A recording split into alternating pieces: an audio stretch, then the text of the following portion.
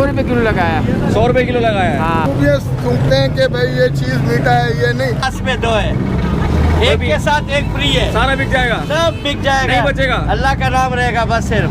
लगी इतना महंगाई है, कोई आप लोग वहाँ जाके ये करो। वहाँ भी जाते हैं हम लोग, वो कह रहे होते हम सस्ता दे रहे हैं। वहाँ जाओ अगर आप लोग उनको तरह। अरे ये क्या ढूंढ रहे हैं अंदर? गरीब ये घुमा दिया, ये दिया जी, और काफी गाढ़ा गाढ़ा लग रहा है ये। कितने के चलिए? कस्टमर के सामने बना के देते हैं। और देखें ये ले जाओ भाई, आगे पे जाओ। चलेगा इसमें, ये देख लो भाई। पीछे जाओ बेटा, पीछे जाओ। सबर अभी टाइम लगेगा। 200 का 4 है। रमजान में 50 की 3 भी चल सकते थे। 3 नहीं चल सकते, रमजान से पहले का रेट है हमारा, रमजान में बढ़ाते नहीं है। अच्छा, रमजान में आप लोग का चैनल कौन सा?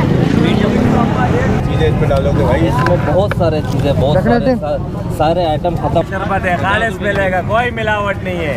खालिद मिलेगा, लेने आया।